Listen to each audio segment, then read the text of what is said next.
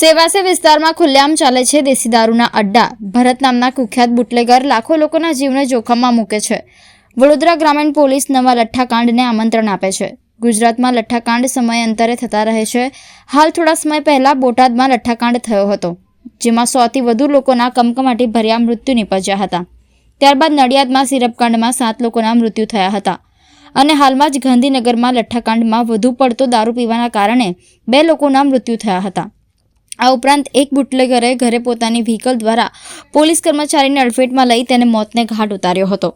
ગુજરાતમાં લઠ્ઠાકાંડ બનતો હતો હવે જાણ રોજબરોજની ઘટનાની બની ગઈ છે અને બુટલેગરો પોલીસની સાથે મળીને દિવસે ને દિવસે ડબલ અને રાત્રે છે ઘણી પ્રગતિ કરે છે. લાખો લોકોના જીવ દીપ બુઝાઈ ગયા છે. આટલા બધા બનાવો છતાં ભારત નામનો કુખ્યાત બુટલેગર સેવાસે વિસ્તારમાં ખુલ્લેઆમ દારૂની ભટ્ટીઓ ચલાવે છે તથા બેફામ દારૂ વેચે છે. તેમ છતાં પોલીસ કેમ કંઈ કરતી નથી? હપ્તાની હથકડીથી કદાચ પોલીસના હાથ બંધાયેલા હોય તેવું લાગી રહ્યું છે. આ દેશી દારૂના અડ્ડાઓ પર પત્રકારો પહોંચી શકતા હોય તો પોલીસ કેમ પહોંચી શકતી નથી? શું વડોદરા તાલુકા પોલીસ લઠ્ઠાકાંડને આમંત્રણ આપી રહી છે?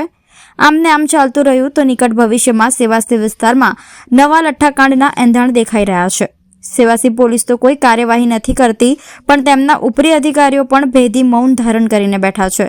આમ પણ ગુજરાત પોલીસ સુપ્રીમ કોર્ટના આદેશો નથી માનતી તો તે સામાન્ય લોકોની સમસ્યા અંગે કોઈ કામ કરે તેવું દૂર દૂર સુધી નથી દેખાતું.